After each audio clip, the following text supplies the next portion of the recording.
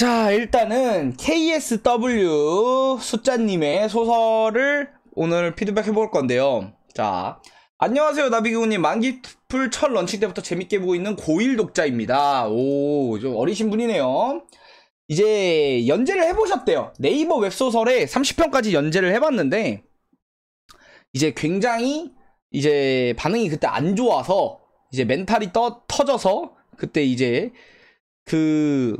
이제 연재를 접으셨대요. 근데 트위치 방송 보면서 제가 쓴 소설을 피드백하면 다시금 연재에 도전할 수 있는 자신감을 얻을 수 있을 것 같다는 생각이 든다. 아, 솔직히 피드백 방송하면서 이런 말 들으니까 진짜 굉장히 뿌듯합니다. 아주 뿌듯한데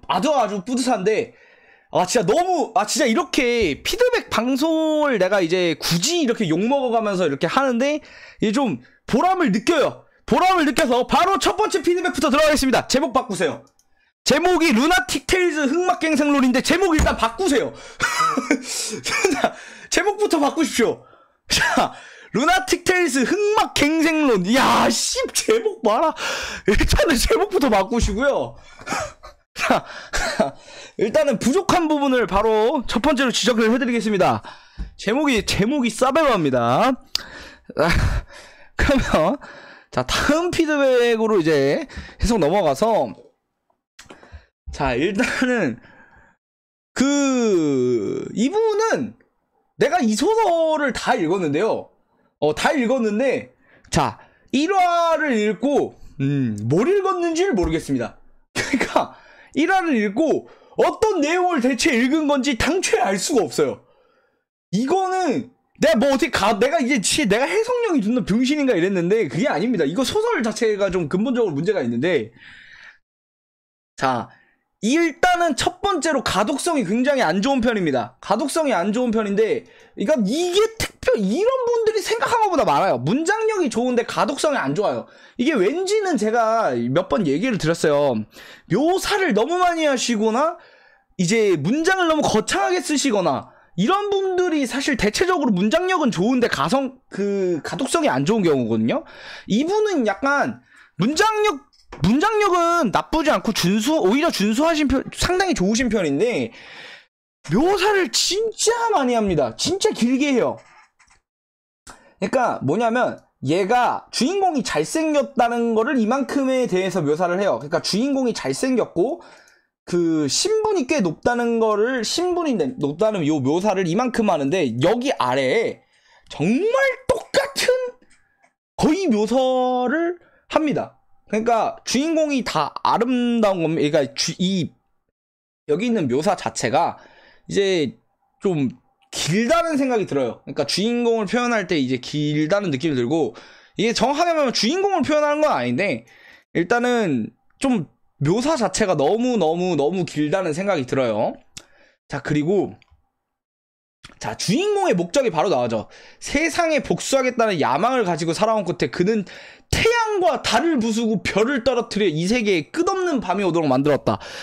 이런 거는 사실 동화적인 글에서 많이 쓰이는 표현법입니다. 그러니까 뭐 당연히 우리가 상식선으로 생각하면은 태양이랑 달을 부수면은 당연히 지구는 멸망해요. 근데 이제 그런 게 아니라 이거는 굉장히 동화적인 표현입니다. 그러니까 동화적인 글이에요. 애초에 글 자체도 굉장히 동화적인데 동화에서 많이 쓰이는 그런 기법을 가지고 오셨어요. 이거는 솔직히 저는 동화적인 스타일의 판타지 소설은 솔직히 잘 팔린다. 그러니까 상업적인 세일즈 포인트가 있다고는 생각하지 않지만 작가님이 쓰고 싶다면 충분히 쓰고 싶은 걸 쓰는 게 맞다고 생각합니다. 물론 추천은 해드리지 않아요. 하지만 그게 이제 의지시라면 이런 식으로 써도 괜찮다고 생각해요. 이제 나쁜 건 아니에요, 절대 이게. 자, 그래서 이제 주인공은 이제 간단하게 말씀드리면 주인공은 이제 이 세계를 멸망시키고자 해요. 정확하게 말하면 이 세계에 낫을 빼앗아서 빛을 모조리 빼앗아서 어둠만이 가득한 세계를 만들려고 합니다. 왜 그러냐? 이제 자신을 무차비도 내다버렸다는데 이게 안 나오거든요. 1화에서는 자신을 무참히 버렸다는데 이 내용이 전혀 나오지 않습니다. 그래서 어떤 식으로 왜 복수를 이런 식으로 꿈꿨는지 나오지가 않아요. 그래서 왜 이렇게 갑자기 세계를 멸망시키려고 했는지 알지 못합니다. 자, 그 부분에서 이제 넘어가는데, 여기서 이제 태양의 소녀가 나타납니다. 이제 태양의 무녀인지, 맞네. 태양의 무녀가 나타나서 주인공을 굉장히 주인공이랑 싸워요. 그러니까 주인공은, 이 여자는 태양의 무녀인데, 이제 하늘에 태양을 주인공이 부숴버렸으니까, 이제 그걸, 이제 주인공이랑 굉장히 싸웁니다. 주인공은 월광의 현자라고 불리는 놈이었대요. 자, 약간 뭐 솔직하게 말하면 주인공이 최종 보스고 이 여자가 영웅적인 포지션이라고 생각하면 되겠습니다. 이제 약간 반전을 준 거죠. 그런 구도에서는 반전을 주신 거예요. 자, 그래서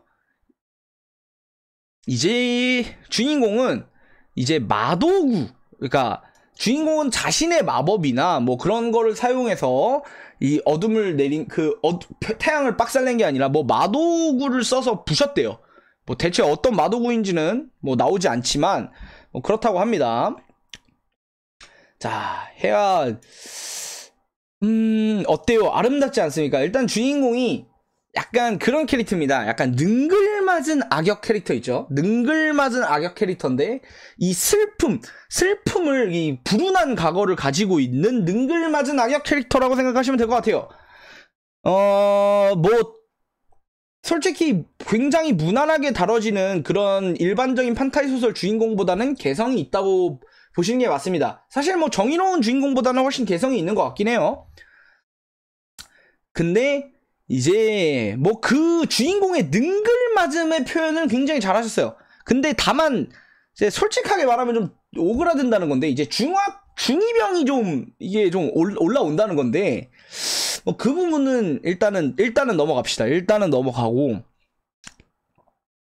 자, 제가 이 능글맞은 걸 나타내는 거죠. 녹아내리는 건 제 얼굴을 뭐 아녀자들의 마음이면 충분하답니다. 아우, 야, 그냥 주인공이 그냥 입에 그냥 혓바닥에 빠다를 찌랬어. 빠다를 존나 찌랬는데, 저는 솔직히 이 부분은 칭찬해드리고 싶어요. 이 부분은 칭찬을 해드리고 싶은 게, 그러니까 주인공이 어떻고 떠나서 주인공 캐릭터를 굉장히 잘 묘사하시는 겁니다. 이거는 캐릭터를 나타내실 때 사실 대화나 대사가 되게 중요하거든요.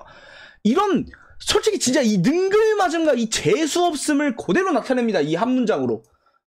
이거는 되게 좋은 것 같아요. 솔직히 이런 묘사 같은 경우에, 이런 이제 대화문 같은 경우에는 저는 되게 좋다는 생각을 들었습니다.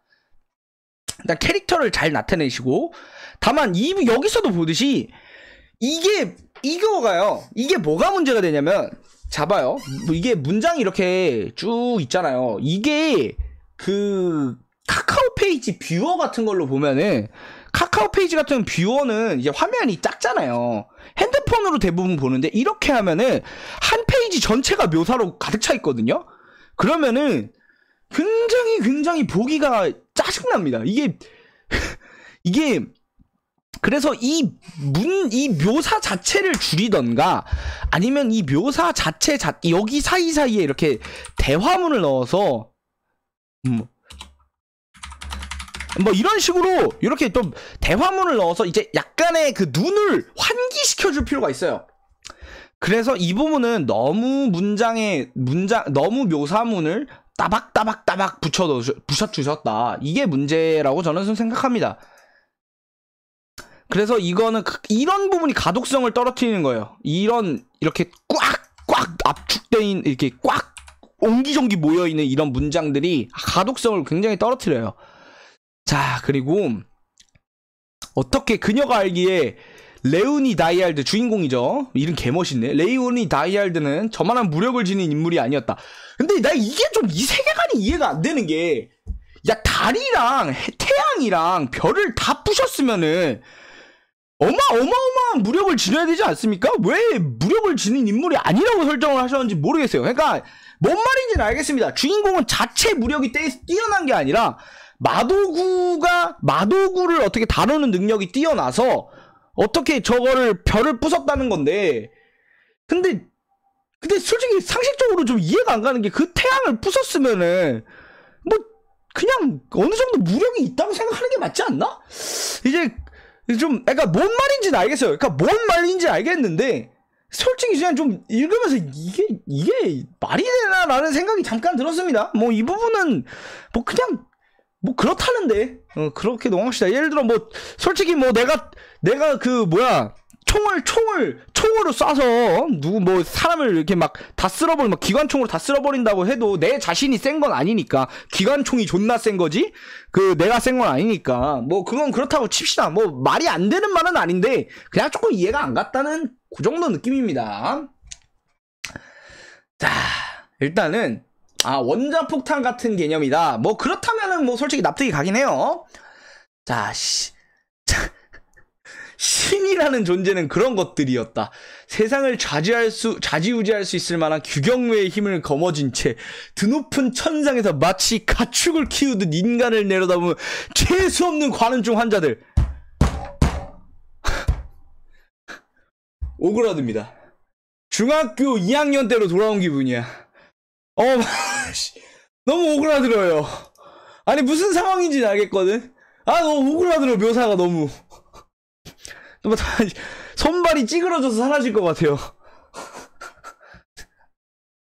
자 그리고 주인공이 뭔가를 소환합니다. 우매한 자여 기어이 이 몸을 불러냈구나. 자 여기부터 좀 힘들기 시작하는데 자 일단은 뭐 중2병인 건 괜찮아요. 왜냐면 나도 중2병적인 소설을 쓰기 때문에 중2병인 건 상관이 없습니다. 근데 자 1화에서 이제 이 태양의 무녀를 상대하기 위해 뭐 혼돈의 강을 관장하는 보랏빛 거인이 그 모습 얘를 소환했대요. 뭔 스케일이 대체 뭐 어디까지 나아갈지는 나도 감히 생각이 안 되는데 저 먼 태고부터 불리기를 카우시아.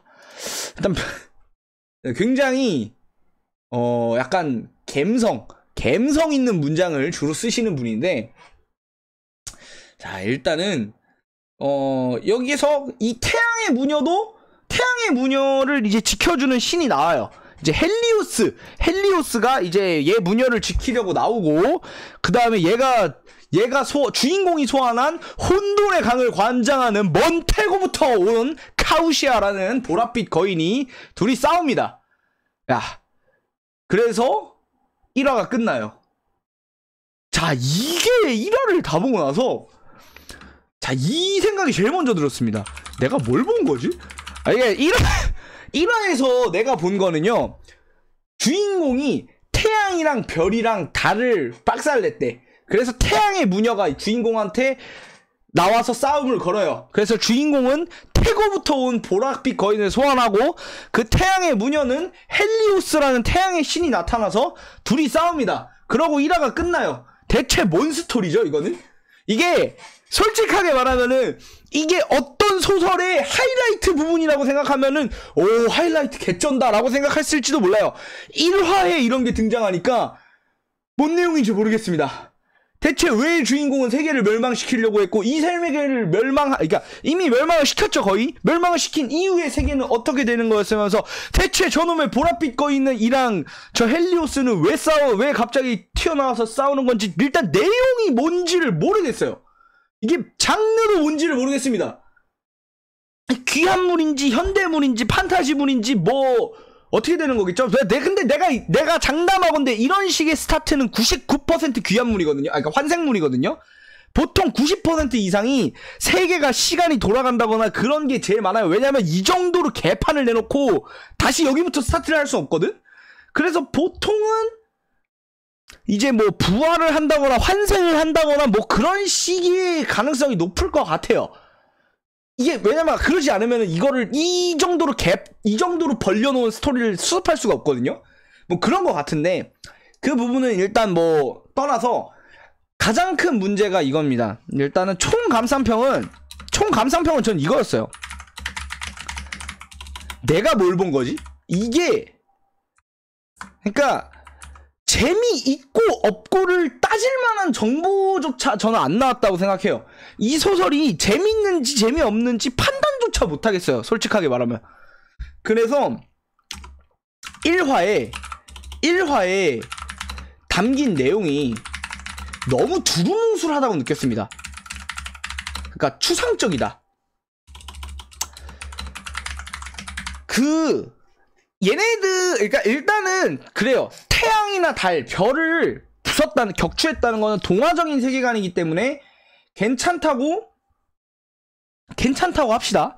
그 부분은 상관이 없어요. 근데 뭐 동화적인 내용인데 얘네 둘이 뭐 얘는 근데 주인공이 왜 이런 짓을 했는지 뭐 결과적으로 모르는 입장이니까 뭔 얘네들이 대화를 나누는데 뭐 솔직히 너무 추상적으로 들렸습니다. 애초에 주인공의 목적성을 모르겠어요.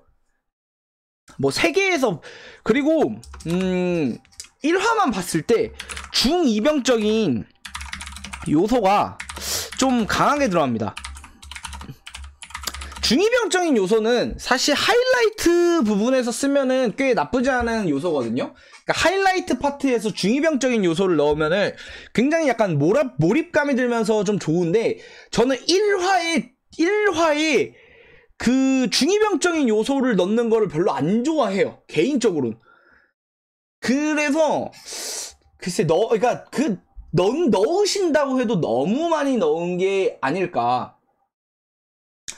자, 그리고 일단은 이 1화를 읽고 스토리를 진짜 전혀 모르기 때문에 다음 화가 기다려지지 않습니다. 정확하게 말하면 이게 나는 이건 개인적인 감상이에요. 1화를 읽고 그냥 너무 존나 거창한 세계관을 본 것 같습니다. 엄청나게 거창한 세계관과 엄청나게 거창한 스타트를 봤는데 그냥 딱 별로 느낌이 오진 않았어요. 다음 화를 보시죠. 그러니까 어떤 느낌이었냐면요, 그 어벤져스를요, 그 마블 어벤져스를 이제 원래는 그거부터 보는 거죠. 원래 아이언맨부터 본다고 치면은 이거는 사실 그냥 엔드게임부터 본 느낌이에요. 엔드게임 마지막 이런 느낌이에요. 그냥 엔드게임 마지막 부분부터 본 기분입니다. 그래서 앞에서 뭔 내용이 있었는지를 모르고 얘네들이 대화하는 거가 뭔지도 모르면서 뒷내용이 궁금하지도 않아요. 그런데 물론 이런 스타트가 많아요. 이런 스타트가 실제 소설에서 꽤 많이 쓰입니다. 왜 이제 물론 부활이건 환생이건, 왜냐하면 클라이막스부터 이제 딱 보여주는 경우가 있는데, 뭐 그 부분에서는 보통 뭐 인물이 그러니까 예를 들어 배신을 당해 죽는다거나, 예를 들어 뭐 요런 스타트 꽤 많죠. 배신당해서 죽는 주인공, 이제 요런 스타트가 있고, 이제 아니면은 이제 제가 모르드 온라인 때 초반 프롤로그 했었던 건데, 주인공이 지구를 파괴하면서 시작. 이제 요런 식으로 이제 요런 스타트, 그러니까 종말로 스타트를 끊는 게 있어요. 클라이막스 부분인 느낌으로 이거를 스타트를 끊는 방법이 있는데, 예를 들어 그래 탐식의 재림, 뭐 탐식의 재림이라고 해도 괜찮고, 탐식의 재림이나 아니면 메모라이즈, 이런 식으로 완전 최종 엔드 그 마지막 장면을 미리 앞에 보여줌으로써 다음 화를 쭉 이끌고 나가는 요런 스타트가 사실 굉장히 많습니다. 그것 중 하나라고 생각을 해요. 근데 만약에 이게 완성이 되려면 1화에서, 그러니까 이 1화 마지막에 얘가 미래로 가요. 그러니까 아까 전에 제가 그 채팅을 써주신 걸 잠깐 봤는데, 얘가 미래에서 수천 년 후에 부활을 한다고 해요. 거기가 1화 마지막이 돼야 됩니다. 그러니까 부활이 마지막이 돼야 이 앞에 이 클라이막스로 다져놓은 이거를 해결을 할 수가 있어요. 납득을 시킬 수가 있습니다. 그리고 뒷내용도 어느 정도 궁금하게 만들고. 근데 이거는 예를 들어 그 클라이막스 1화를 중간에 잘라버린 느낌이에요. 그래서 개인적으로 가장 해줄 피드백은 이겁니다. 1화 마지막을 그 부활, 이제 환생, 이제 부활, 환생 뭐 요런 걸 쓸 거면 1화 마지막을 그 소재로 써라. 그 장면으로 써라. 이게 제가 해드릴 수 있는 피드백인 것 같네요. 그리고 또 하나의 피드백은 묘사를 줄이세요. 불필요한 묘사라는 건 뭐냐면, 너무 거창한 방식으로 묘사를 하고 있습니다. 이게 어디서 많이 쓰였는지 아시나요? 이런 거창한 방식으로 묘사를 하는 거가 가장 많이 쓰였던 소설 장르가 구무엽입니다. 이 구무엽에서 이 진짜 어마어마하게 거창하게 막 981방 이러면서 막 온갖 씨발 막 존나 대단한 것들 이렇게 막 써놓은 거 이런 거 하는 거 있었는데 그때 갬성이에요.